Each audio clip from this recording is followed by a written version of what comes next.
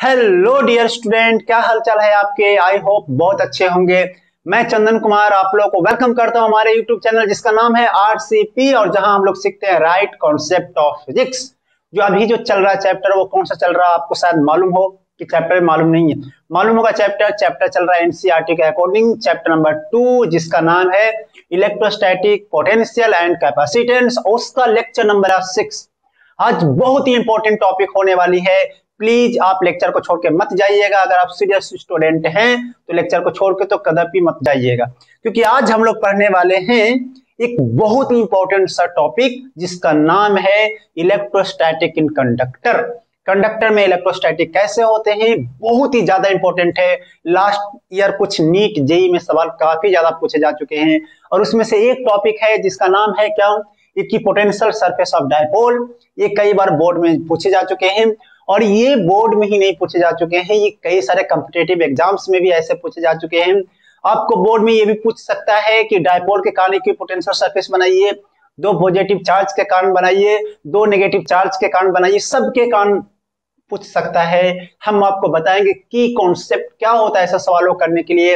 हमारे DPP number 5 में भी ऐसे सवाल डाले गए हैं जिसको इक्विपोटेंशियल सरफेसेस बनाने के लिए है। अगर आप बोर्ड के स्टूडेंट हो तो आप डीपीपी नंबर 5 को देखिए, आपको मिलेगा कि इक्विपोटेंशियल सरफेस कैसे बनाते हैं, उस पे सवाल मिलेंगे आपको। थ्योरी तो बस इस लेक्चर में ही मिलने वाले हैं। तो चलिए हम ज्यादा वक्त आपके बर्बाद नहीं करते हैं और हम चलते हैं टॉपिक की तरफ, और इसको हम लोग आज हटा रहे हैं और सबसे पहले पढ़ेंगे इक्विपोटेंशियल सरफेस ऑफ डायपोल। अगर आप नए हैं हमारे चैनल्स पे तो मैं आपको ये बिल्कुल भी नहीं बोलेंगे कि आप हमें सब्सक्राइब कीजिए। अगर आप नए हैं तो आप चैनल पे सर्च कीजिए। अगर अगले बार आना चाहते हैं फिर से तो आप चैनल को सर्च कीजिएगा आरसीपी फिजिक्स। आपको पहले ही हमारा चैनल आपको विजिबल होगा और उस पे आकर आप सारे वीडियो देख सकते हैं। तो चलिए मैं इसको हटाता हूं। सबसे पहले equipotential surface of dipole. Equipotential surface last बार हमने आपको सिखाया था कि इक्विपोटेंशियल सरफेसेस क्या होती है, उससे क्या प्रॉपर्टीज होती है, हमने ये सब चर्चा कर लिया था। अभी हम लोग सीखेंगे कि कैसे ड्रॉ करते हैं कुछ स्टैंडर्ड।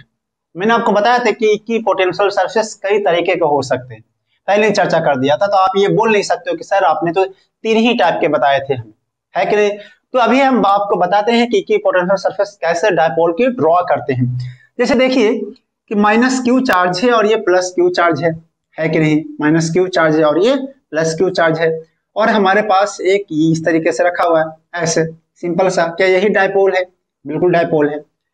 इक्विपोटेंशियल मतलब एक ऐसा सरफेस हमें सर्च करना है, खोजना है जहां पर पोटेंशियल क्या हो, सेम हो। ऐसे सरफेस खोजना है जहां पे पोटेंशियल क्या हो, सेम हो। तो चलिए हम तलाश करते हैं। देखो कैसे करेंगे। एक तो मैथमेटिकल रिलेशन काफी टफेस्ट होने वाली है इसका। हम ऐसे कहते हैं कि देखो, जैसे कि मान लीजिए कि x दूरी पर हमको पोटेंशियल मालूम करना है। कितना दूरी पर? x दूरी पर। तो माइनस क्यू के कारण मान लेते हैं कि माइनस में 10 है। कितना है? माइनस में 10। ठीक है, माइनस में 10, ठीक है, कोई बात नहीं। यहां पर तो माइनस 10 होगा, यहां पर तो माइनस 10 होगा। यहां पर x दूरी पर जब आओगे तो यहां पर क्या होगा, इसके कारण, इसको भूल जाओ, मैं ड्रॉ कर रहा हूं, उसके बाद एक स्टैंडर्ड चीज समझ लेंगे। तो माइनस क्यू के कारण यहां पर कितना हो जाएगा, माइनस में 10 होगा कि नहीं होगा? होगा या नहीं होगा पहले ये बताओ, क्या होगा? ये बातें सही है, होगा। ऐसी कॉन्सेप्ट शायद यूट्यूब पे आपको पहली बार कोई बता रहा होगा। आपको सारे जितने भी टीचर आपको ड्रॉ कर देंगे, लेकिन कैसे ड्रॉ करते हैं शायद कम बताएगा। हम आपको बता रहे हैं, आप नजर टिकाए बैठिएगा, यहाँ पर देखिएगा, कॉन्सेप्ट को सीखिएगा। और मैं जो कॉन्सेप्ट बता रहा हूँ उसके ब्याह पे आप कोई सा भी कॉन्फ़िगरेशन हो डबल चार्जेस का, वो सब पे आप बना सकते हो। बोर्ड में यही आएंगे, डबल चार्जेस पॉजिटिव हो, डबल चार्जेस नेगेटिव हो, एक नेगेटिव हो, एक पॉजिटिव हो, आप इक्विपोटेंशियल सरफेस ड्रॉ कीजिए। तो चलिए, ये x पे भी माइनस 10 है, x पे भी माइनस 10 है। अच्छा, इधर से अगर बोलोगे तो माइनस 10 है, क्योंकि x दूरी तो सेम है, माइनस 10। अगर प्लस क्यू नहीं होता, अगर सिर्फ माइनस क्यू होता, तो क्या इक्विपोटेंशियल सरफेस क्या ऐसा हो जाता? क्या इक्विपोटेंशियल सरफेस ऐसा हो जाता? हाँ सर, हो जाता है, एक सबसे इक्वल दूरी पर। लेकिन बगल में तो एक क्यू है, बगल में कौन है? क्यू। अब देखो, यहां से मान लेते हैं कि r दूरी है, हम मानते हैं कि r दूरी पर पोटेंशियल इसके पास है 20 मान लेते हैं, कितना 20 मान लेते हैं, अपने मन से मान रहे हैं। तो यहां से r दूरी पर भी 20 होगा भाई, यहां से भी r दूरी पर यहां पर कितना होगा, इसके कारण 20। तो टोटल कितना होगा, 20 में से 10 गया तो 10, यहां भी कितना होगा 10। क्या समझ में आया, क्या समझ में आया कि भैया मैंने मान लिया, कुछ भी हो सकता है, मुझे नहीं पता कितना हो सकता है, लेकिन मैंने मान लिया कि r दूरी पर ये 20 है 20, यहां से भी r दूरी पर 20 है, तो 20 है तो इसके तो -10 था, इसके कारण 20 है तो 20 - 10 कितना हो गया 10। तो चलिए कुछ पॉइंट हमें मिलने लग गए कि भैया यहां पर भी ये और यहां पर भी ये, ठीक है। तो 10 और 10 दो पॉइंट मिल रहे हैं, क्वेश्चन पॉइंट को पहले सर्च कर लेते हैं। जब इधर आओगे, जब इधर आओगे तो देखोगे क्या कि यहां पर जब निकालने जाओगे, चाहे यहां पर जब निकालने जाओगे तो इसके कारण तो -10 रहेगा, क्या बोलते हो, इसके कारण तो -10 रहेगा। हमने दो पॉइंट सर्च किया है, दो पॉइंट हमने सर्च किया है जहां पे पोटेंशियल कितना हमें मिला है 10 का। तो अगर इक्वी पोटेंशियल चाहिए, अगर कौन सा पोटेंशियल चाहिए, इक्वी पोटेंशियल सरफेस चाहिए, तो भाई एक ऐसा सरफेस डिजाइन कर लो जहां पे 10 10 10 ही हो, 10 10 10 ही हो, लेकिन यहां पर तो -10। अब तुम इसके कारण जब निकालने जाओगे, इसके कारण इसके कारण इसके कारण इसके कारण इसके कारण, तो इसके कारण प्लस क्यू के कारण सोचो, यहां पर पहले तो 20 था, अब तो यहां 20 नहीं रहेगा। क्यों नहीं रहेगा 20, क्यों नहीं रहेगा 20? तो 20 इसलिए नहीं रहेगा कि सर इसकी दूरी बढ़ गई, इसकी दूरी बढ़ गई, हमको जाना इसी साइड में, जितना इससे दूर जाएंगे उतना तो कम होगा। तो मान लेते हैं कि ये चार्ज के कारण यहां पर 15 आया, प्लस में 15, पहले यहां पे 20 था, इस चार्ज के कारण आगे बढ़ा तो 15 इसका और -10 इसका, ये तो 5 ही आया, तो गलत बात है, हमको तो चाहिए 10, हमको चाहिए 10। हमने बोला कि एक काम करो, तुमको 10 ही चाहिए तो थोड़ा सा और आगे बढ़ जाओ, तो आगे बढ़ोगे तो इस वाले चार्जेस के कारण पोटेंशियल बढ़ेगी, सोचो इस वाले चार्ज के कारण पोटेंशियल बढ़ेगी। तो -10 इसका बढ़ के हो सकता है कि बढ़ के कितना हो जाए, देखो k³ में r का स्क्वायर माइनस में, तो r जब बढ़ाओगे तो वैल्यू तो बढ़ेगी, तो थोड़ा सा आगे बढ़ेंगे, तो मान लेते हैं कि मैंने यहाँ पे बढ़ा और थोड़ा सा -10 का हो गया -2। तो जब इससे आगे, जब इस वाले से ऑब्वियस बात है जिससे से करोगे तो पोटेंशियल बढ़ेगी, लेकिन इससे काम तो कम होगी। मान लेते हैं कि ये 15 है तो ये यहाँ पर हो गया जाकर, मान लेते हैं कि कितना हो गया 12 हो गया, कितना हो गया 12 हो। सोचो कि यहाँ पर इसका 15 था, यहाँ 20 था, यहाँ 15 फिर 12 हो गया, इसका आगे बढ़ा तो -2 हो गया, तो कहीं तो एक 10 आएगा। देखो यहाँ पे 10 आ गया, एग्जैक्ट मैंने डेटा लिया और 10 आ गया। समझ रहे हो क्या, कौन सी बात है, समझ में आ रहा है मैंने क्या बताया, बहुत आसान सा तरीका से मैंने बताया। अब जब इसको जब मिलाओगे तो ऐसे पॉइंट को जब मिलाओगे तो कुछ इस तरीके से ऐसे आता है, फिर उसी तरीके से रफली मैंने बनाया है, मैथमेटिकल नहीं है, इस तरीके से ऐसे इधर से दूर, इधर से भी ऐसे करोगे। देखो मैंने एक ही बताया क्योंकि समझ में आ रहा है ना कैसे मैंने बता दिया। तो ये इक्विपोटेंशियल सरफेस होता है डायपोल के कारण, इक्विपोटेंशियल सरफेस होता है डायपोल के कारण। बहुत सारे ऐसे पॉइंट मिल सकते हैं। क्या समझ में आया कॉन्सेप्ट जो मैंने बताया कि नहीं आया समझ में? इस पॉइंट वाला समझ में आ गया, 10 10 मैंने दो पॉइंट मिला दिया था ऐसे 10 10 2।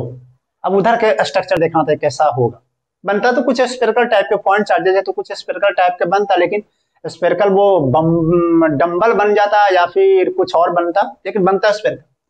अब इधर वाले पार्ट में जब आ रहे थे, इधर में तो मुझे दिखाई दे दिया कि दो पॉइंट हमने सर्च किया, अब इधर को हमको देखना था। तो इधर वाले में जब आएंगे तो देखा कि इस वाले के कारण यहाँ पे हमने 20 माना था अपने मन से, तो जब इसके कारण जब इधर आएंगे तो 20 तो रहेगा नहीं, 20 तो रहेगा नहीं, ये मानते घट के यहाँ पर हो गया 15, और यहाँ पर इससे कारण -10 ही था क्योंकि x दूरी सब सेम लिया था। तो 15 - 10 यहाँ पे 5 हो गया, हमको क्या हो गया 5 हो गया। तो हमको चाहिए कितना 10, हमको और भी ज्यादा चाहिए थोड़ा। तो हम क्या करेंगे, इस चार्ज से आगे की ओर बढ़ेंगे क्योंकि नेगेटिव चार्ज होता है, और अगर r बढ़ाते हैं हम लोग तो पोटेंशियल बढ़ती है। क्या होती है, पोटेंशियल बढ़ती है। तो हमने माइनस क्यू से थोड़ा सा आगे बढ़ा, मान लिया कि -2 हो गया, आगे बढ़ा, कुछ बढ़ा तो बढ़ेगा, -8 -6 माइनस इस तरीके से, तो -2 हो गया। यहाँ पर नेगेटिव में तो उल्टा होता है ना, तो -2 होगा यहाँ पर। जब यहाँ पर -2 होगा और इधर वाले चार्ज के कारण भी तो कम होगा ना भाई, यहाँ पे 20 था, यहाँ पे 15, यहाँ पर हो सकता है कम होकर 12 हो जाए, तो -2 और 12 कितना हो गया, 10। अब हम एग्जैक्ट आइडिया नहीं, एग्जैक्ट तो नहीं बोल सकते कितना कैलकुलेटिव डेटा आता है। तो सोचो कि इधर में तो पास में 10 मिला और इधर में दूर में 10 मिला, है कि नहीं। तो जब सरफेसेस को मिलाया गया तो इधर में देखा कि चिपका हुआ सरफेसेस था और इधर में था कि थोड़ा दूर पर था। तो ये था इक्विपोटेंशियल सरफेसेज, ये था क्या, इक्विपोटेंशियल सरफेस। क्या आपको बात समझ में आ गई, कौन सी बात है। अब मैं इसका फोटो थोड़ा ड्राइंग कर दूंगा, थोड़ा सा एग्जैक्ट तो दिखाई दे अच्छा सा, वो आपको मैं एक स्क्रीनशॉट मैं शेयर कर दूंगा, इंटरनेट से लिया हुआ है। और अगर मैं इलेक्ट्रिक फील्ड अगर बनाऊं तो इलेक्ट्रिक फील्ड प्लस क्यू से माइनस क्यू, तो ये सारे के सारे 90 डिग्री पर एंट्री करेंगे। तो एक बहुत बढ़िया सा फोटो मैं आपको ड्रॉ कर दूंगा, बोर्ड पर आपको दिखाई दे देगी, आप उस पर इंसर्ट कर लेना, थोड़ा फीलिंग हो जाएगा उससे, और तो कुछ है नहीं। तो ये थे डायपोल के कारण पोटेंशियल इक्विपोटेंशियल सरफेस। आप इस तरीके से दो पॉजिटिव चार्ज का भी बना सकते हो, इसका जस्ट उल्टा आता है। दो पॉजिटिव चार्ज को देखना, मैं बनाता हूं, इसको हटा,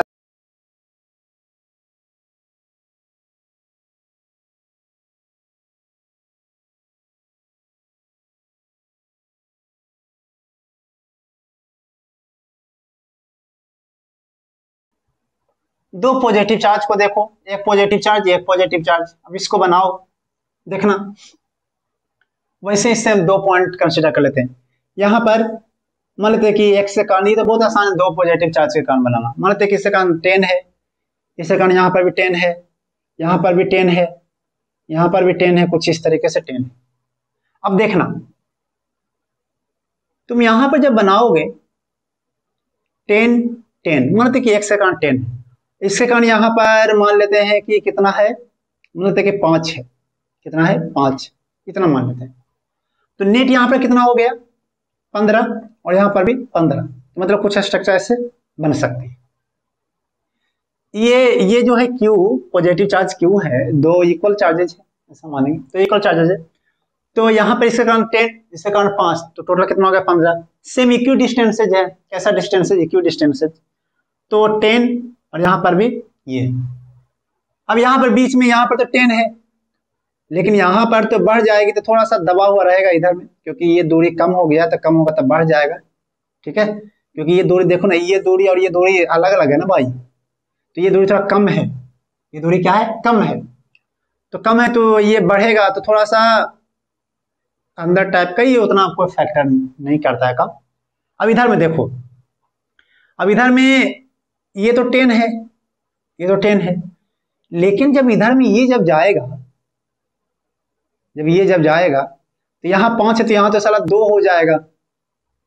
सोचो, इससे दूरी बढ़ा, ये तो 10 के 10 ही है पॉइंट पर, जब इससे दूरी जब बढ़ा तो यहाँ पे 5 था, तो 10 5 15 हुआ, लेकिन जब इससे यहाँ पर जब आएंगे तो ये 5 थोड़ा ना रहेगा, तो 2 हो जाएगा, है कि ना, कम होकर 2 हो जाएगा, तो 10 और 2 12 ही हुआ।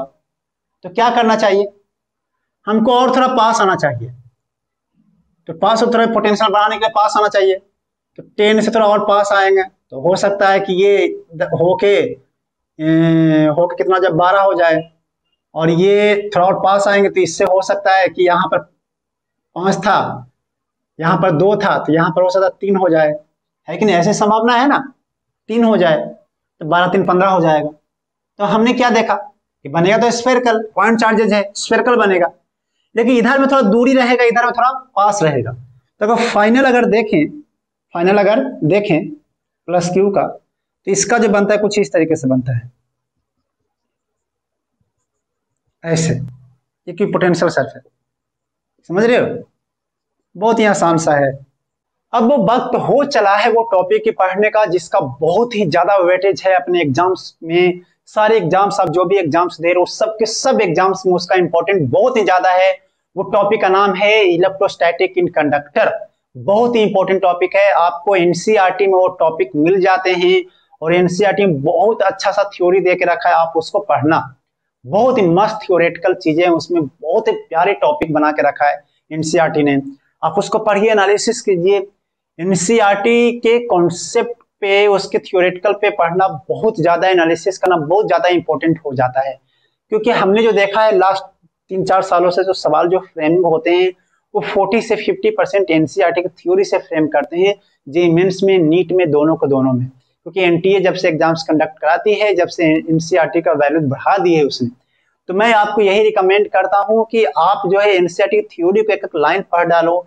नहीं समझ में आता है, आप जो भी करना, आप हमें मेल कर सकते हो या फिर आप नेट पे भी सर्च कर सकते हो सारी चीजें, उसके बारे में क्या क्या चीजें दे रखी है जो आपको समझ में नहीं आ रहे हैं। तो मैं यही उम्मीद करता हूं कि आप एनसीईआरटी चीजों को एनालिसिस करें। अभी हम पढ़ाने जा रहे हैं, आप ध्यान से देखते रहिएगा, आप नजर टिका के रखिएगा मोबाइल पे।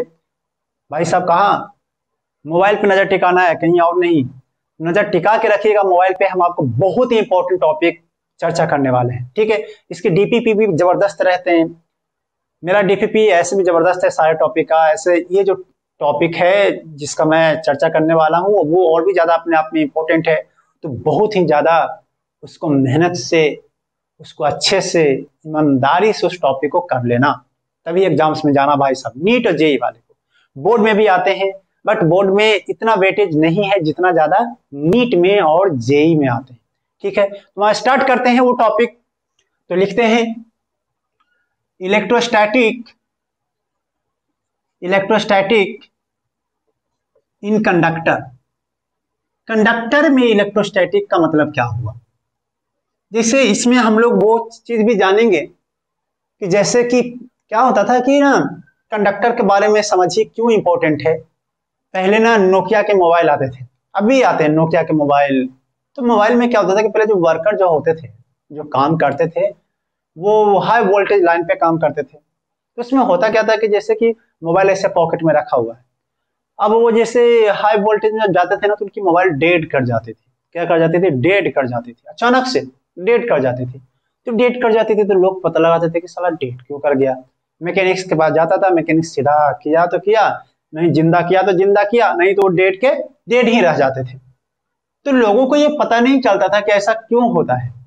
फिर बहुत साइंटिस्ट लोगों ने समझा कि भैया ये कुछ कारण है इसके। तो उन्होंने क्या किया कि मोबाइल के, अब क्यों किया वो हम टॉपिक के अंदर पढ़ने वाले हैं, पहले समझो कि क्या इंपॉर्टेंस है। तो उन्होंने क्या किया कि मोबाइल को, पहले नोकिया के मोबाइल में बाहर से स्टील की कवर लगा देते थे। कवर का मतलब साइड साइड में एक पट्टी सी टाइप का, जैसे ऐसे मोबाइल होता था ना, जैसे तूने मोबाइल देखा होगा, एक डिस्प्ले छोटी सी होती थी, इसमें कुछ नाम लिखते थे, यहाँ पर एयरटेल लिखा रहता था, यहाँ पे किसी का नाम लिखते थे नाम। तुम लोग के पास था ना मोबाइल उस टाइम, तो इसमें रेड वाला बटन और यहाँ पे ग्रीन वाला बटन और यहाँ पे कुछ ऐसे ऐसे होता था, यहाँ पे 1 2 3 कुछ इस तरीके से होता था।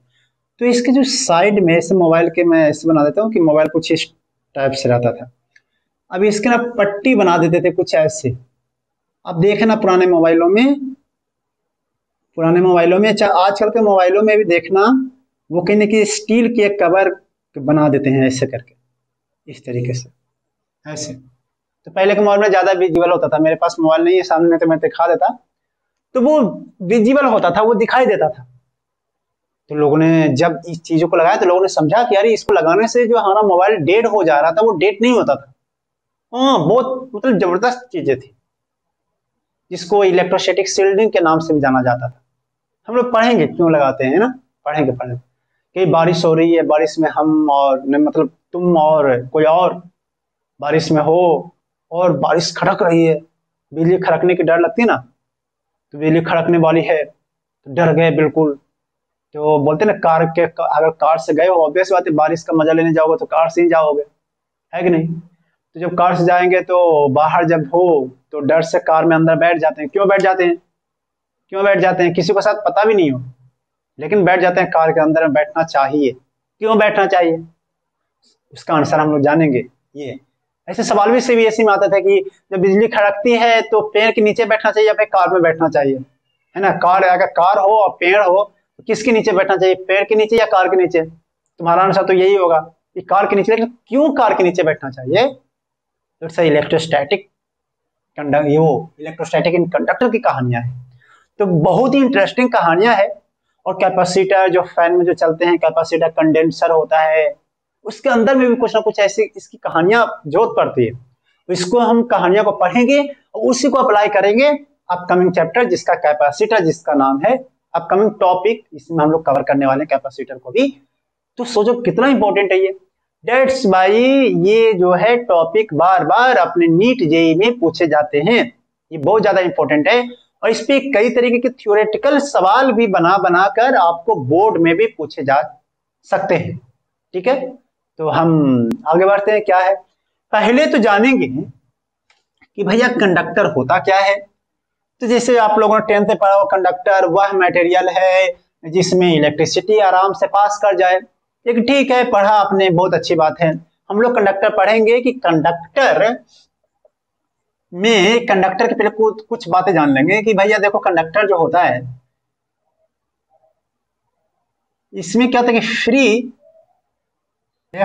फ्री वैलेंस इलेक्ट्रॉन होते हैं। कौन सा electron? Free valence electron. Free valence electron, free valence electron मतलब समझ लो केमिस्ट्री से 1s2 2s2 2p6 3s2, मतलब लास्ट वाले सेल में जो इलेक्ट्रॉन्स जो होते हैं वो फ्री होते हैं और फ्री होते हैं, फ्री वैलेंस इलेक्ट्रॉन होते हैं। And valence electron free to move होते हैं, फ्री टू मूव होते हैं मतलब आसानी से मूव कर सकते हैं। कहां पे मूव कर सकते हैं? बाउंड्री पे। जिससे देखो ये मटेरियल है, ये मान लो आयरन का होता है, तो इसके सरफेसेस पे जो इलेक्ट्रॉन है ना वो एटम से, जो भी आयरन का एटम से काफी दूर होते हैं और वो होते हैं, उसको बोलते हैं free valence electron. Free valence electron जो बाहरी सेल में जो होते हैं, केमिस्ट्री में आपने पढ़ा होगा कि बाहरी सेल में जो इलेक्ट्रॉन्स होते हैं वो वैलेंस इलेक्ट्रॉन के नाम से जाना जाता है। और valence electron free to move होते हैं, आपको उसको मूव करा सकते हैं क्योंकि वो एटम से इतना दूर होता है ना, एटम से इतना दूर होता है ना कि आप वो फ्री है। इलेक्ट्रोस्टैटिक फोर्स जो होते हैं एटम और उस इलेक्ट्रॉन के बीच में वो बहुत ही कम होता है, तो जिसकी वजह से वो कैसा है? फ्री टू मूव है। Are you getting my point? Okay. But can not escape freely, मतलब वो आसानी से, ऐसा नहीं कि फ्री टू मूव है तो छोड़ के भाग सकता है। अब तुम किसी को आजादी दो और तुमको छोड़ के भाग जाए, तुमको कैसा लगेगा? सर बहुत बुरा लगेगा वो तो वैसी आजादी इसको नहीं है कि कंडक्टर को छोड़ के भाग जाए। छोड़ के भागेगा, कुछ लोभ मिलेगा मतलब उसको कुछ पोटेंशियल मिलेगा, कुछ इस तरह की चीजें मिलेगी। उसको जब कुछ लोभ मिलेगा, कुछ प्रलोभन दोगे तो वो भैया फ्री टू मूव कर सकता है, मतलब ये सरफेस को छोड़ के जा सकता है। तो ये 3 बेसिक प्रॉपर्टीज है जो आपको कंडक्टर के क्वालिटी और कंडक्टर के बारे में बतलाता है कि भैया ये ऐसा चीज कंडक्टर होते हैं। एग्जांपल में कंडक्टर के जैसे कि ये होते हैं अपने, कौन सा? आयरन हो गया, एल्युमिनियम हो गया, तुम लोग क्या बताऊं, एल्युमिनियम हो गया, ये सब चीजें कंडक्टर के अंदर में आती है। और इसी चीज को जब हम किसी कंडक्टर को इलेक्ट्रिक फील्ड में रख देते हैं तो उसके फ्री इलेक्ट्रॉन्स एक डायरेक्शन ले लेता है चलने के लिए। अगर वो फ्री इलेक्ट्रॉन्स नहीं होता तो वो डायरेक्शन नहीं लेता चलने के लिए और ये करंट कंडक्ट करा देती है। जैसे कि देखो कि एक मान ले कि आयरन रॉड है और इसको हमने यहाँ पर हाई पॉजिटिव पोटेंशियल और यहाँ पे हाई नेगेटिव पोटेंशियल से लगा दिया, इलेक्ट्रिक फील्ड बनेंगे, पॉजिटिव से नेगेटिव की तरफ बनेंगे कि नहीं बनेंगे? अब इसमें जो फ्री इलेक्ट्रॉन्स हैं वो तो मूव करेंगे, नेगेटिव वाला बोलेगा कि भाई जाओ तुम उधर जाओ, इधर मूव करेंगे। और जब चार्ज मूव करने लग जाते हैं तो करंट फ्लो होता है। और हम लोग 10th में इसी टॉपिक को पढ़ते हैं कि कंडक्टर वह होता है जो कि करंट कंडक्ट कराता है। कंडक्टर वह होता है जो करंट को कंडक्ट करा देता है। तो सोचो कि अगर फ्री इलेक्ट्रॉन्स नहीं होता तो क्या है? करंट कंडक्ट कराता? तुम्हारा आंसर होता है नो। दैट्स वाई वैसे मटेरियल जो करंट कंडक्ट नहीं कराता है उसको हम लोग बोलते हैं इंसुलेटर बोलते हैं। उसको क्या बोलते हैं? इंसुलेटर बोलते हैं। क्या आपको समझ में आ गई बातें कंडक्टर की खासियत? आप इसको नोट कर लीजिए।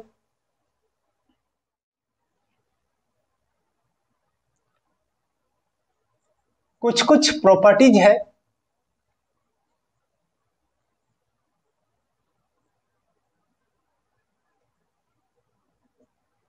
Properties of conductor. ये बहुत इंपॉर्टेंट पार्ट है इसका, कंडक्टर का थ्योरेटिकल एनालिसिस करने के लिए बहुत इंपॉर्टेंट पॉइंट होने वाला है चर्चा भी। आप लोग बिल्कुल पानी वानी नहीं पियो तो भैया पानी वानी पी लो, थोड़ा नींद उंद आ रहा है तो थोड़ा आंखों में वैसलीन लगा लो, सॉरी वैसलीन नहीं, उसको बोलते झंडू बाम लगा लो, थोड़ा आंख थोड़ा खुलेगी, और थोड़ा पानी वानी पी लो, ठंडा पानी। तो क्योंकि इसको बहुत ही इंपॉर्टेंट पढ़ने वाले हैं, ये बहुत ही इंपॉर्टेंट है, जितना आप सोच रहे हैं उससे कहीं ज्यादा इंपॉर्टेंट होने वाली है ना। तो प्रॉपर्टीज ऑफ कंडक्टर, देखो दुनिया के सारे मटेरियल, कंडक्टर हो चाहे वो कंडक्टर नहीं हो, उसको भगवान ने न्यूट्रल बनाया है।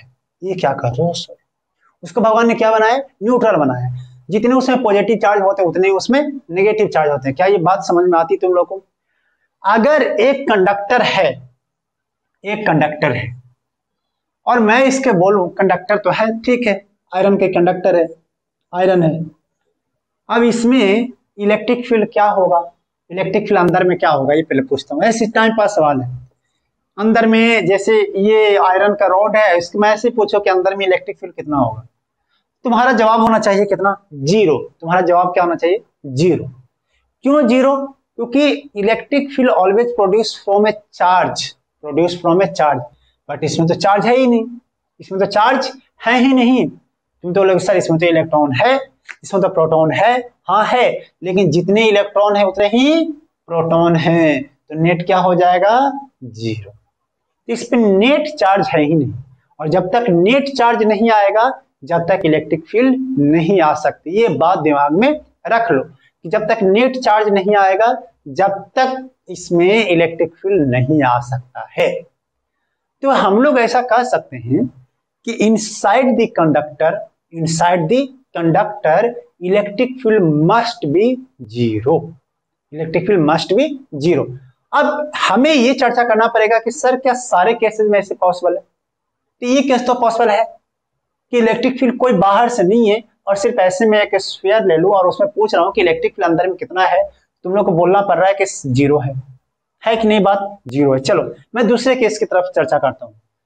दूसरे केस मतलब थ्योरी में पहले लिख लेते हैं पहला प्रॉपर्टीज में कि इलेक्ट्रिक फील्ड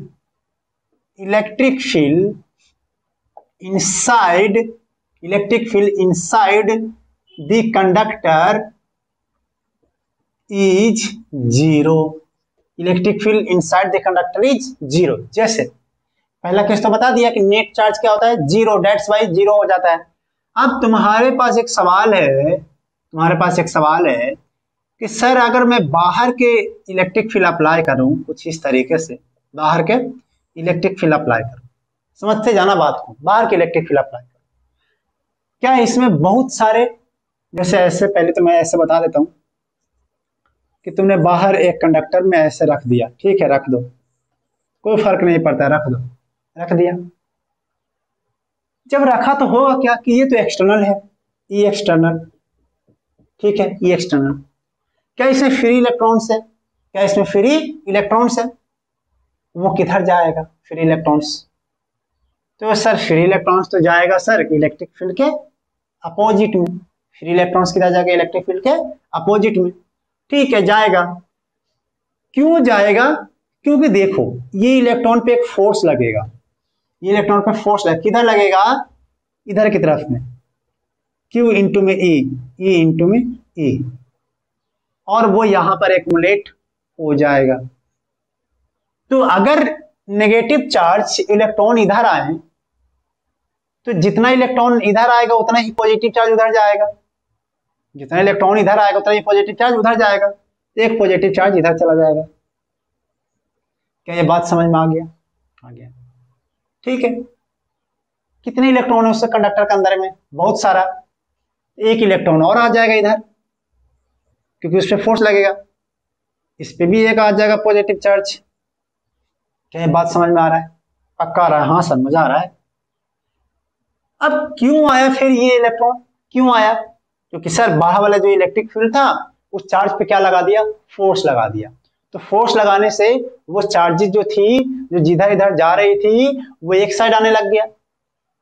एक और इलेक्ट्रॉन आएगा, आते रहेंगे।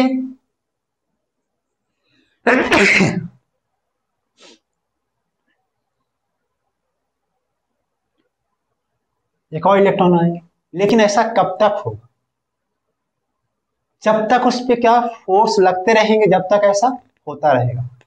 लेकिन ये जो पॉजिटिव चार्ज जो उस साइड जो जमा हो रहे हैं, ये बोलेगा कि मैं भी अपना साम्राज्य खड़ा करूंगा, मतलब कि मेरे पास मैं भी पॉजिटिव चार्ज हूं, मैं भी इलेक्ट्रिक फील्ड पैदा करूंगा।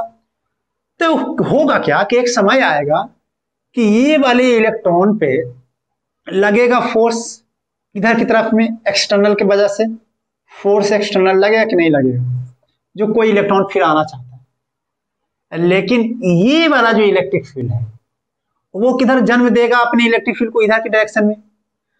तो ये वाला जो पॉजिटिव चार्ज है उस पर लगाएगा फोर्स इधर में, बोले तुम मेरे पास आओ, तुम मेरे पास आओ। क्यों? क्योंकि मेरे पास भी इलेक्ट्रिक फील्ड है। होगा कि नहीं होगा? तो इसको हम लोग बोलते हैं चार्ज को इंड्यूस चार्ज। कौन सा चार्ज बोलते हैं? इंड्यूस चार्ज बोलते हैं। कौन सा चार्ज? Induce charge. क्या बात है, समझ में आई? इंड्यूस चार्ज बोलते हैं, इंड्यूस चार्ज बोलते हैं। ठीक है, बोलते हैं।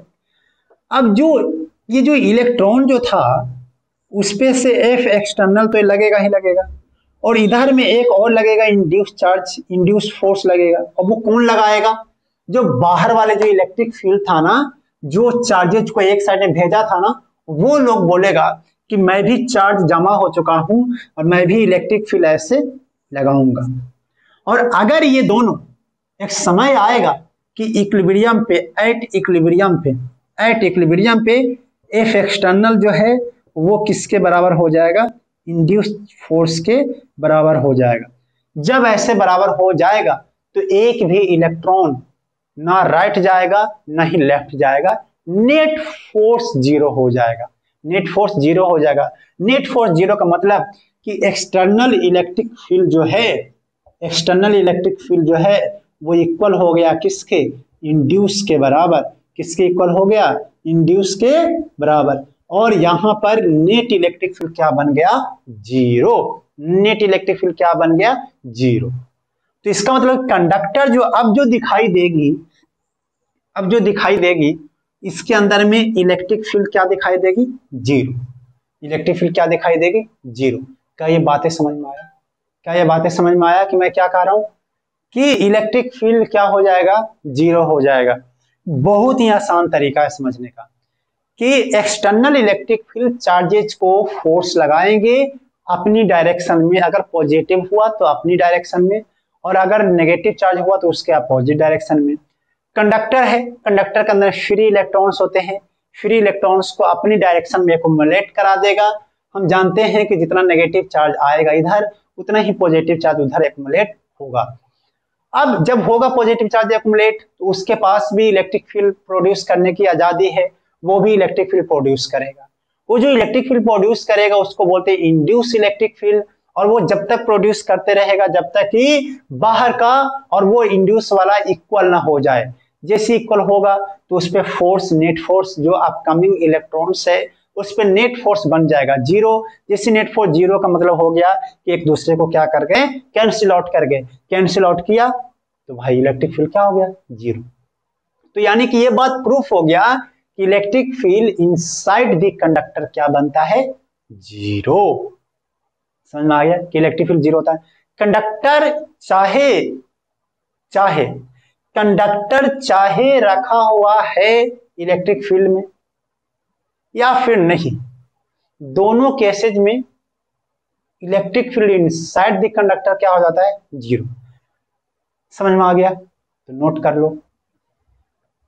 अब जो सबसे अच्छा जो बोला जाता है कि जैसे देखो कंडक्टर है, अब कंडक्टर है, अब मान लेते हैं कि मटेरियल कंडक्टर के अंदर मटेरियल रहेगा, ये है तो अंदर अभी तो खोखला है ना, अंदर मार्कर तो मार्कर कैसा है? खोखला है, अंदर से कुछ नहीं है।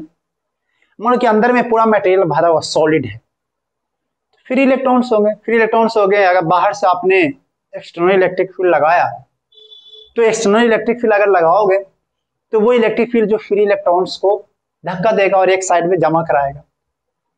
लेकिन अगर सरफेसेज नहीं हो, अगर सरफेस नहीं हो, अंदर मटेरियल है ही नहीं, अंदर मटेरियल नहीं है ऐसा मानो, तो फ्री इलेक्ट्रॉन्स तो जा नहीं पाएंगे, फ्री इलेक्ट्रॉन्स तो जा नहीं पाएंगे। ये बात भी सही है, फ्री इलेक्ट्रॉन्स नहीं जा पाएंगे तो इलेक्ट्रिक फील्ड जीरो होने की संभावना कम होती है। ऐसा नहीं, बहुत सारे केसेस में हम लोग पढ़ेंगे कि इलेक्ट्रिक फील्ड जीरो हो जाती है, लेकिन ऐसा भी होता है कि मटेरियल जहां पे नहीं होता है, जहां पे मटेरियल नहीं होता वहां पर इलेक्ट्रिक फील्ड जीरो होने की संभावना नहीं होती है। लेकिन जहां पर मटेरियल है, जहां पर मटेरियल है वहां पर 100% गारंटी है कि इलेक्ट्रिक फील्ड क्या होगा, जीरो होगा। ये दिमाग ओपन कर लो कि कंडक्टर के अंदर में, जैसे कैविटी वाला केसेज में ऐसा आपको हम दिखाएंगे, कैविटी वाला केस में, लेकिन जहां पर मटेरियल नहीं है वहां पर यह संभावना होती है कि इलेक्ट्रिक फील्ड जीरो ना हो।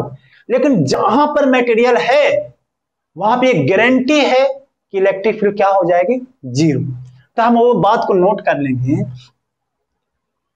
कि वेयर मटेरियल इज प्रेजेंट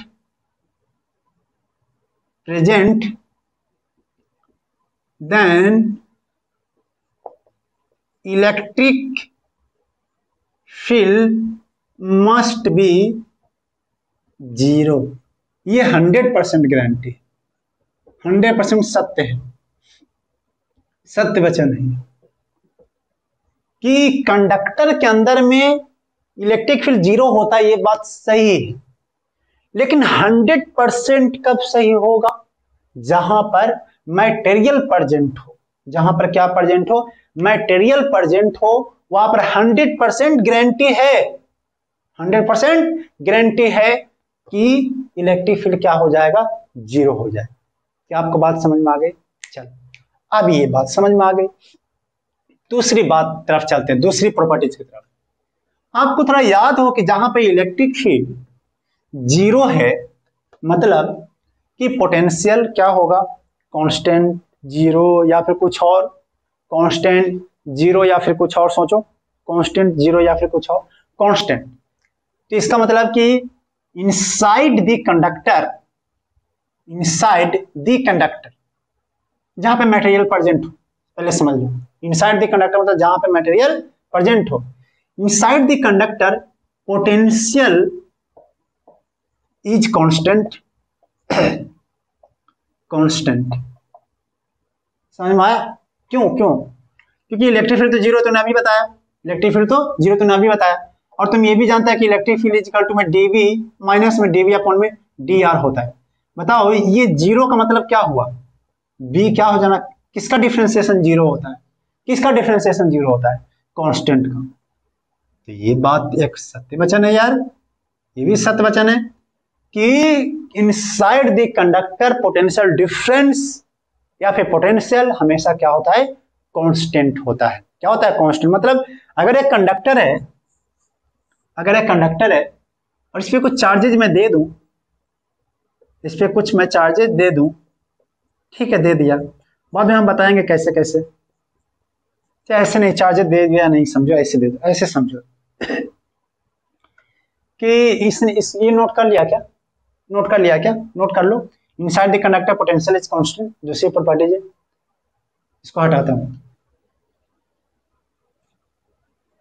जैसे देखो एक है ना कंडक्टर है, ठीक है, मतलब बॉल है, मेटल बॉल है, मेटल बॉल, और यहां पे एक चार्ज रखा हुआ है, यहां पर क्या रखा हुआ है, चार्ज एक्स दूरी पर है, यहां सेंटर से।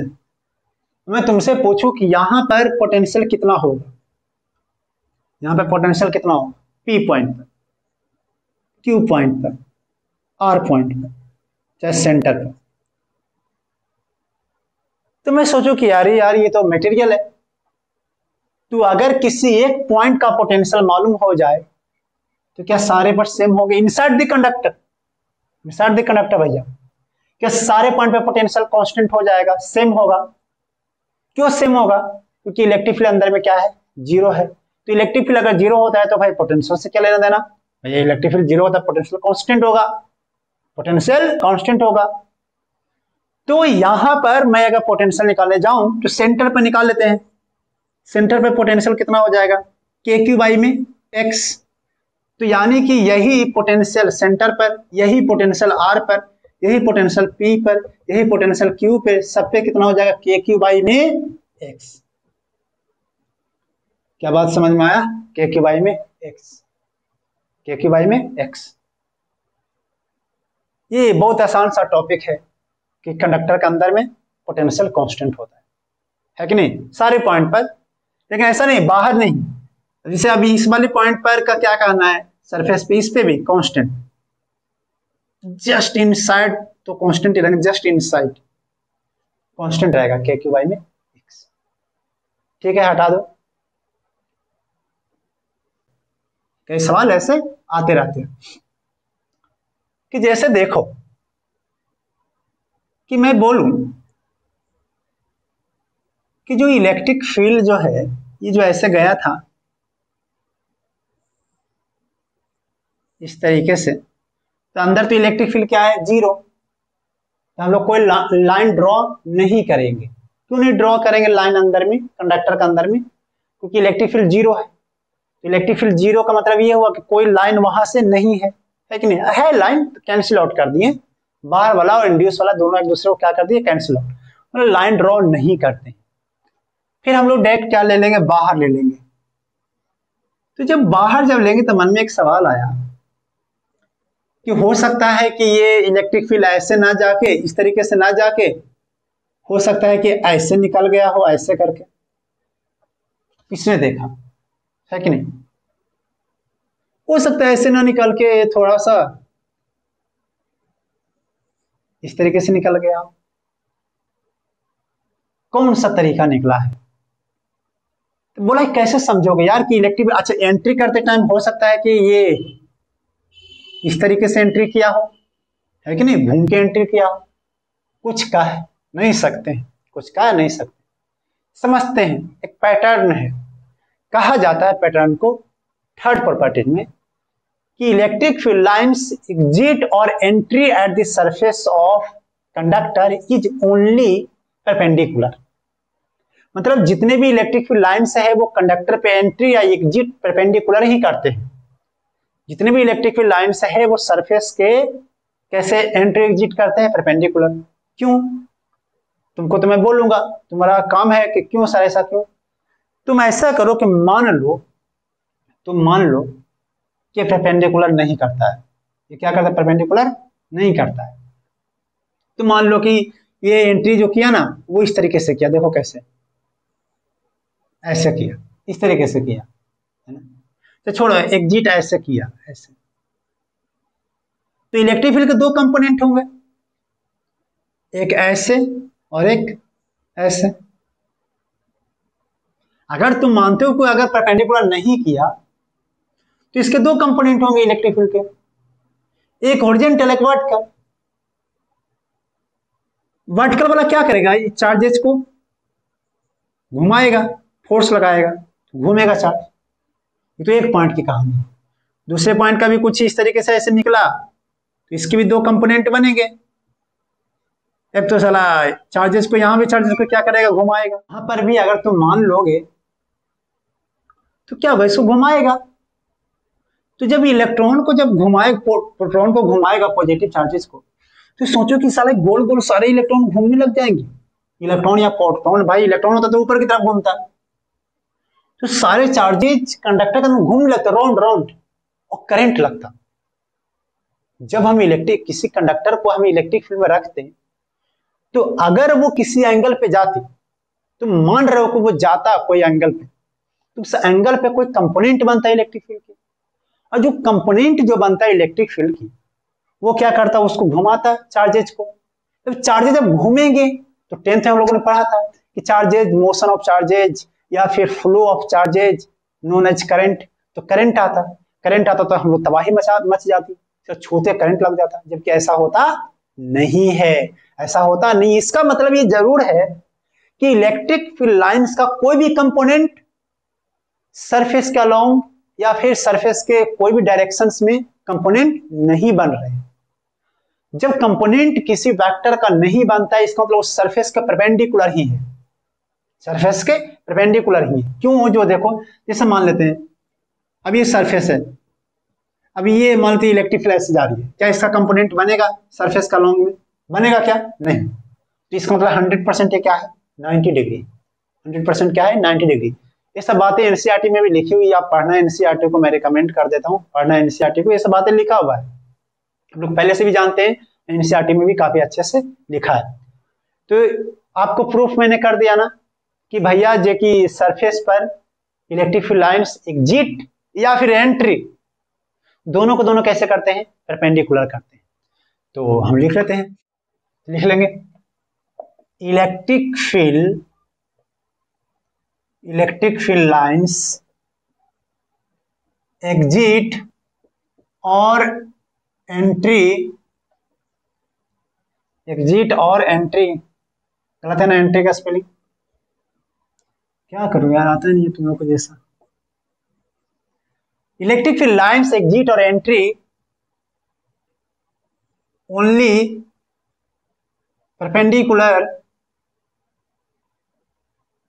perpendicular to the surface of the conductor। सारे केसेज में, ऐसा नहीं कि सिर्फ एक केसेज में आपने जहां मटेरियल, ऐसा कुछ नहीं, सारे केसेज में सरफेस के परपेंडिकुलर ही एंट्री करती है, सरफेस के परपेंडिकुलर ही एग्जिट भी करती है। तो अगर आप फाइनल फोटो बनाना चाहो तो कैसा बनेगा दिखने में? जो देखो, इलेक्ट्रिक फील्ड लाइंस आई ऐसे, ऐसे आई, और यहाँ पे कुछ ऐसे, परपेंडिकुलर का मतलब क्या हुआ कि नॉर्मल से पास करना, नॉर्मल हमेशा सेंटर से गुजरती है, तो ऐसे आएगी, फिर यहाँ से निकलेगी तो इस तरीके से ऐसे निकलेगी, ऐसे, यहाँ से तो भाई सेंटर तो सामने है, इस तरीके से सेंटर ऐसे, और इस तरीके से ऐसे, और इस तरीके से ऐसे, इस तरीके से फोटो बनता है। फोटो जो है अंदर में कुछ नहीं, क्यों क्यों क्यों नहीं अंदर में? क्योंकि इलेक्ट्रिक फील्ड अंदर में क्या होता है? जीरो होता है। इलेक्ट्रिक फील्ड अंदर में जीरो होता है। चाहे आपका कोई सा भी कंडक्टर हो, चाहे मान लो ये कैविटी है, कैविटी को मतलब समझते हो? कैविटी का मतलब नहीं समझते हो? कैविटी का मतलब दांत में कैविटी हो जाता है ना, टूथपेस्ट वाला नहीं देखते हैं ऐड, कैविटी से बचें, तो कैविटी मतलब खोखला थोड़ा सा, जहाँ मटेरियल नहीं है। यहाँ पे एक चार्ज रख दिया, तो चार्ज से भी इलेक्ट्रिक फील्ड लाइंस निकलेगी, निकलेगी पक्का। तो ये भी जब जाएगी ना तो अंदर में इस तरीके से परपेंडिकुलर ही जाती है, ऐसे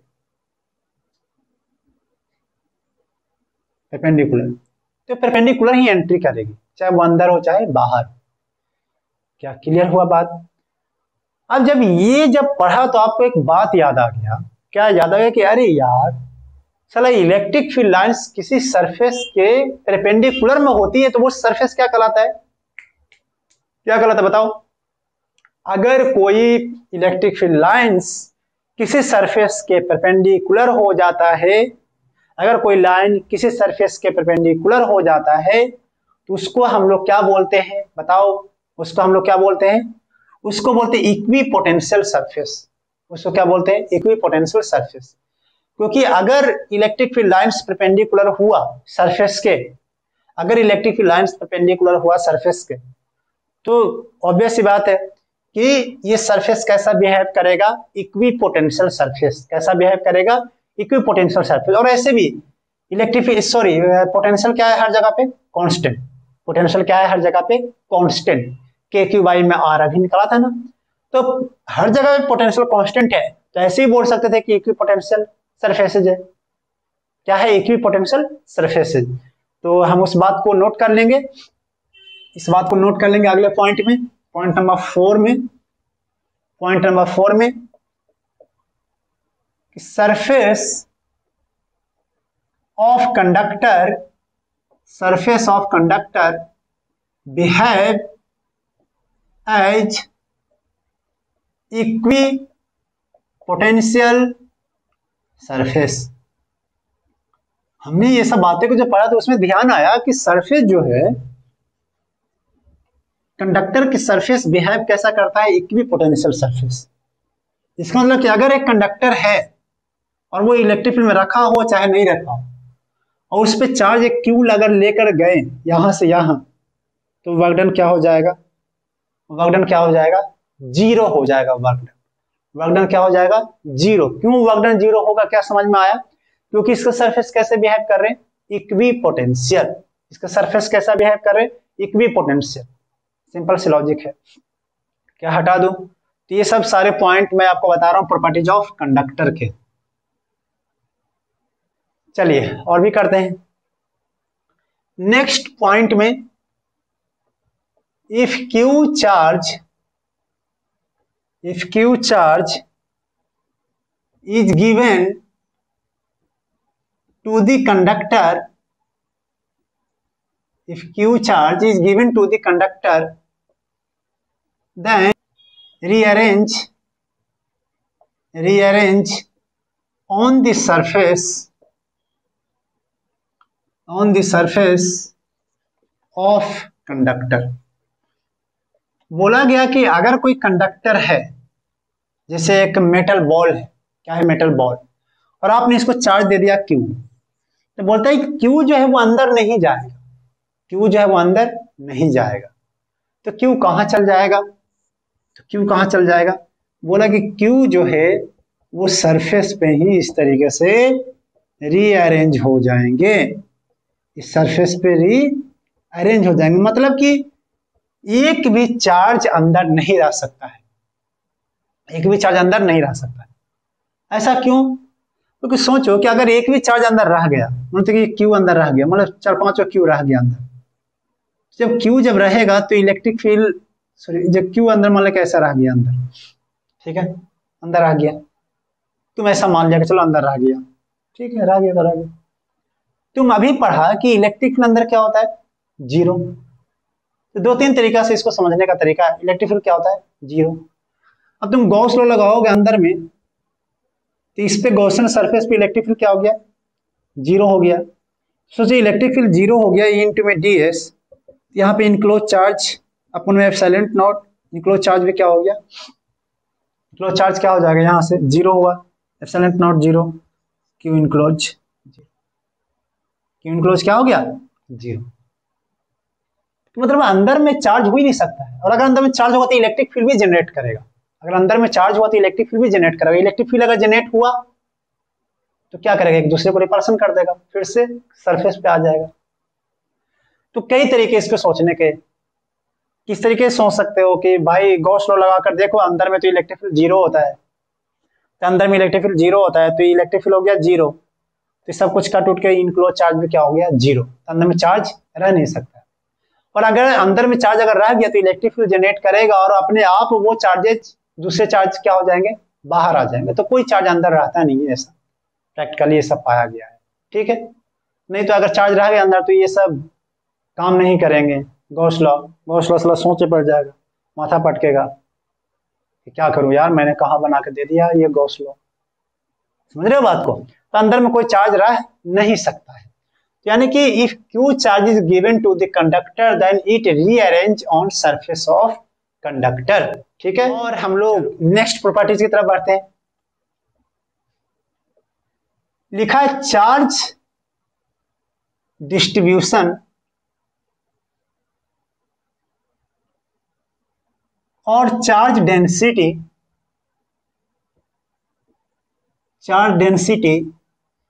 is inversely proportional to the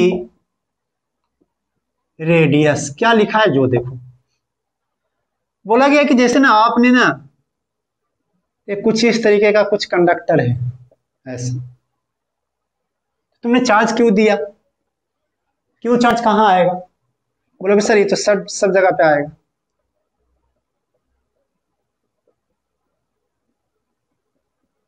इस तरीके से आएगा सब जगह पे,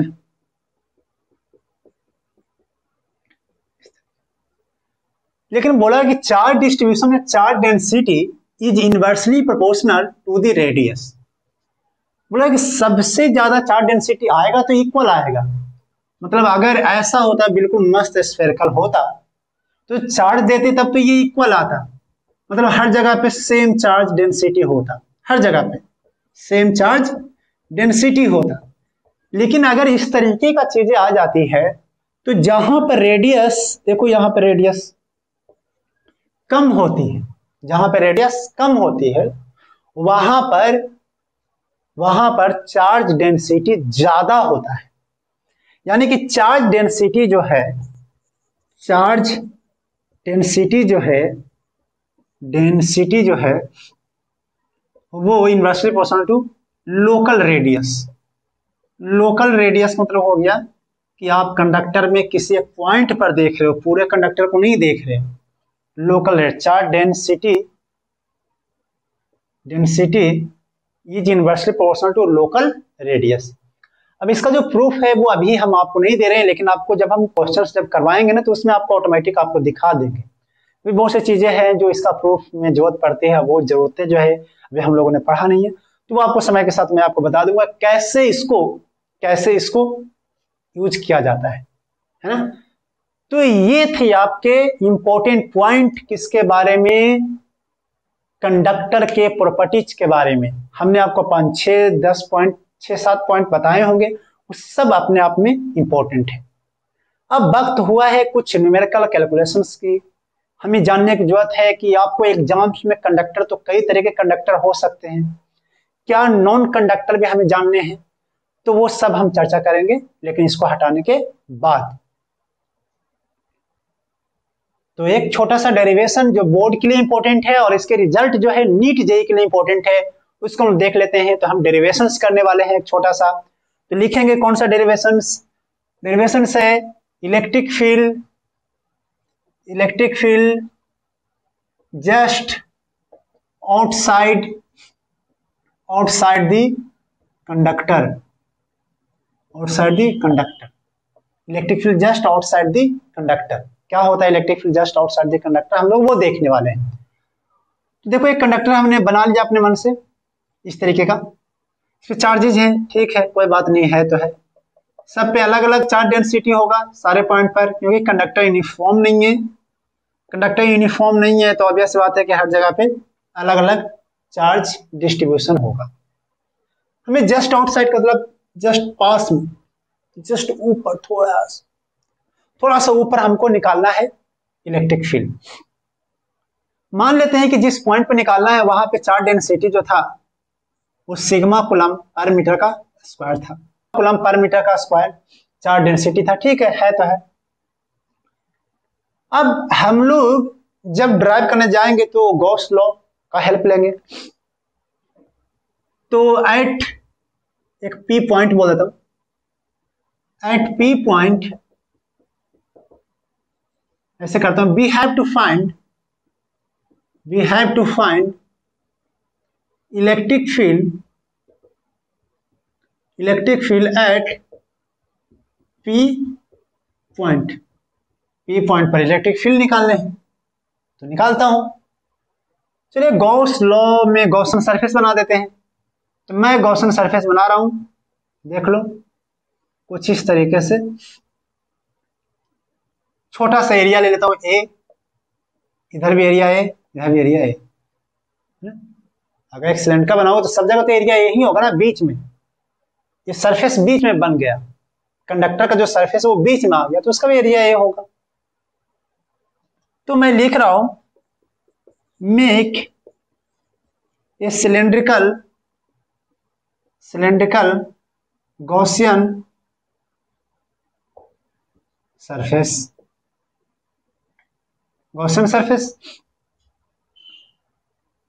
इलेक्ट्रिक फील्ड इस तरीके से होती है, ऐसे मैंने कई बार बोल चुका हूं कि इंडियन के सिलेबस में गॉस लॉ लगा रहे हो तो आप इलेक्ट्रिक फील्ड का डायरेक्शन मालूम आपको होना चाहिए। Charge inside the Gaussian surface कितना हो जाएगा, बोलो कैसे निकालोगे। बोलो बोलो, नहीं सब कुछ मैं ही बोलूं क्या, बोलो। Charge inside the Gaussian surface कितना हो जाएगा, कितना हो जाएगा, सिग्मा है वहां पे चार्ज डेंसिटी, सिग्मा इंटू में एरिया, सिग्मा इंटू में एरिया। अब इसका सरफेस देखो कितने हैं, एक तो curve surface, curve surface,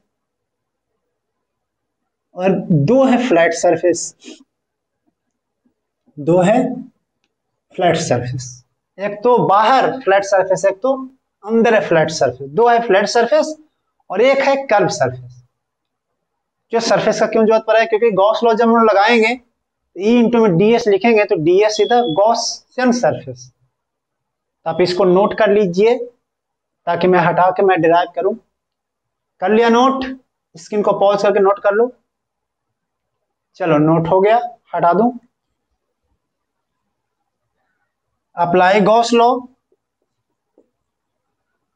apply Gauss law क्या होगा, ई इंटू में डी एस इजकल टू में क्यू इनक्लोज अपॉन में एप्सिलॉन नॉट। लेकिन इसमें एक तो है कर्व सरफेस, एक तो है फ्लैट वन, एक तो है फ्लैट टू, है कि नहीं है, फ्लैट वन कर्व है, एक फ्लैट वन, वन किसको बोलते, इसको, टू इसको बोल दो। तो कर्व सरफेस में तो जीरो होगा, क्यों, क्योंकि इलेक्ट्रिक फील्ड है ऊपर, और area vector normally outward, close surface अगर है तो नॉर्मली आउटवर्ड होता है एरिया वेक्टर, मैंने बताया था। तो इसके कारण तो जीरो हो जाएगा, समझ में आ गया। फ्लैट वन में, सॉरी फ्लैट टू में, फ्लैट टू में अंदर इलेक्ट्रिक फील्ड क्या होता है, अंदर इलेक्ट्रिक फील्ड क्या होता है, बोलो कितना आसान है, अंदर इलेक्ट्रिक फील्ड क्या होता है, जीरो। तो अंदर वाले में हम लगा ही नहीं सकते क्योंकि अंदर इलेक्ट्रिक फील्ड क्या हो जाता है, जीरो। तो फ्लैट टू में इलेक्ट्रिक फील्ड जीरो होता है इनसाइड में। तो बच गया कौन, जस्ट आउटसाइड। तो जस्ट आउटसाइड जो बचा तो क्या बचेगा, ई इंटू में एरिया, बाहर का एरिया कौन सा है, यही ए होगा, यही ए होगा। ई इज इक्वल टू में अंदर में चार्ज कितना लिखे थे, सिग्मा इंटू में ए, सिग्मा इंटू में ए क्यू इनक्लोज अपन एप्सिलॉन नॉट। ए ने ए को मार दिया तो इलेक्ट्रिक फील्ड कितना हो जाएगा, सिग्मा अपन में एप्सिलॉन नॉट होगा, सिग्मा अपन में एप्सिलॉन नॉट होगा। और ये किधर, नॉर्मली आउटवर्ड है, नॉर्मली किधर है, आउटवर्ड, नॉर्मली क्या होता है, आउटवर्ड। तो लिखेंगे कि इलेक्ट्रिक फील्ड जो है सिग्मा अपॉन में एप्सिलॉन नॉट, नॉर्मली एन का कैप लगा दिया, नॉर्मली आउटवर्ड मतलब एन का कैप लगा दिया हम लोगों ने। एन का कैप होने से मतलब नॉर्मली आउटवर्ड है, सिंबल होता है नॉर्मली आउटवर्ड का। क्या समझ में आया, आ गया हुआ समझ में। चलो अब सिग्मा क्या है, नोट कर लो, हटाता हूं। सिग्मा क्या है, सिग्मा को बोलते हैं, सिग्मा को बोलते हैं लोकल चार्ज डेंसिटी। सिग्मा को हम लोग क्या बोलते हैं, local charge density. Local charge density का मतलब होता है कि कंडक्टर पे हर जगह पे अलग अलग चार्ज डेंसिटी है, कंडक्टर पे हर जगह पे अलग अलग चार्ज डेंसिटी है। तो अगर किसी पॉइंट पे अगर आप देख रहे हो तो फिर लोकल बोलना पड़ेगा। जैसे मान लीजिए कि अगर मैं एक कंडक्टर लूं और कंडक्टर पे चार्ज डेंसिटी हर जगह पे अलग अलग अगर है, हर जगह पे अलग अलग है, ऐसा मान लिया जाए कि मैं यहाँ पर सिग्मा वन बोल दूं, यहाँ पे सिग्मा टू बोल दूं, यहाँ पे सिग्मा थ्री बोल दूं, यहाँ पे सिग्मा फोर बोल दूं, हर जगह पे अलग अलग। यहाँ पे इलेक्ट्रिक फील्ड कितना होगा, जस्ट आउटसाइड, ऐसा नहीं कि यहाँ पर नहीं, यहाँ से 10 मीटर पे नहीं, थोड़ी पास में। यहाँ पर हो जाएगा सिग्मा वन अपन में एप्सिलॉन नॉट एन कैप, यहाँ पर सिग्मा टू, तो यहाँ पे ई टू कितना हो जाएगा, सिग्मा टू अपन में epsilon not an cap. Sigma three में क्या, ई थ्री क्या लिख दूंगा, सिग्मा थ्री अपन में एप्सिलॉन नॉट, मतलब देख रहे हो ना हर जगह पे अलग अलग। इन कैप मतलब कि सब just normally outward, just normally outward, just normally outward, normal outward जहां पर भी हो, नॉर्मल आउटवर्ड। उस तरीके से यहां पर भी सिग्मा फोर अपन में एप्सिलॉन नॉट एन कैप। ठीक है। अब एक बात है कि इलेक्ट्रिक फील्ड डिसकंटिन्यू हो जाता है। अगर आप ए से बी में जब जा रहे हो तो देखो यहाँ पे इलेक्ट्रिक फील्ड है और यहाँ पे इलेक्ट्रिक फील्ड नहीं है, यहाँ पे इलेक्ट्रिक फील्ड है और यहाँ पे इलेक्ट्रिक फील्ड नहीं है, तो यहाँ पे बोलते हैं कि डिसकंटिन्यू हो जाते हैं। एनसीईआरटी में एक सवाल है, discontinue of electric field. Discontinue का मतलब क्या हो गया, मतलब टूट जाना, बीच में नहीं होना, डिसकंटिन्यू हो गया। जैसा पढ़ते पढ़ते आप बीच में गायब हो गए पानी पीने के लिए 5 मिनट और फिर आए, मतलब अगर मैं बोलूं कि जब मैंने लेक्चर स्टार्ट किया था, जब आपने लेक्चर स्टार्ट किया मोबाइल में तो आपने 1 घंटे तक देखा और उसमें से 2 मिनट गायब होकर फिर आपने चालू कर दिया, इसका मतलब आपका कंटिन्यूटी नहीं हो पाया ना, डिसकंटिन्यू हो गए ना। इलेक्ट्रिक फील्ड भी कुछ उसी तरीके से है। किसी कंडक्टर, प्योर कंडक्टर है, आइसोलेट कंडक्टर है, आइसोलेट मतलब अलग सा एक कंडक्टर है, तो अगर उसके बारे में अगर इलेक्ट्रिक फील्ड निकालना चाहते हो तो आप ऊपर पॉइंट से अगर नीचे पॉइंट तक जाओगे या फिर नीचे से ऊपर, चाहे राइट से लेफ्ट चाहे लेफ्ट से राइट जब जाओगे तो इलेक्ट्रिक फील्ड आपको डिसकंटिन्यूटी मिलेगा, कंटिन्यूअस वे में इलेक्ट्रिक फील्ड नहीं मिलेगा। तो ये थे थ्योरी, कंडक्टर के थ्योरी। तो आज हम लेक्चर को यहां तक ही देख रहे हैं। अगले बार हम लोग पढ़ने वाले हैं कि कंडक्टर के कारण थोड़ा दूरी में इलेक्ट्रिक फील्ड कितना होगा, है कि नहीं, कुछ दूरी में इलेक्ट्रिक फील्ड कितना होगा, पोटेंशियल अगर अंदर में कांस्टेंट है तो कितना है पोटेंशियल। हम लोग तमाम सारी कंडक्टर के बारे में रिसर्च करने वाले हैं, चीजों को जानने वाले हैं, खूब बढ़िया सा सवाल भी करने वाले हैं। तो आज हम यहाँ पे विदा लेते हैं। अगर आप हमारे चैनल्स पे नए हैं और आपको बार बार आना है हमारे चैनल्स पे तो आप सर्च कीजिएगा RCP फिजिक्स, R.C.P फिजिक्स, या फिर डायरेक्टली आप सर्च कीजिएगा RCP फिजिक्स, ठीक है, तो आपको चैनल आपको दिखाई देने लग जाएंगे। आप मुस्कुराते रहिए, एंजॉय करते रहिए और हमारे लेक्चर्स को देखते भी रहिए, आप कॉन्सेप्ट को सीखते भी रहिए, और अगर आपको डाउट आते हैं तो आप हमें मेल करते भी रहिए। मेल आईडी है rcpycksir@gmail.com। तब तक के लिए ऑल दी बेस्ट।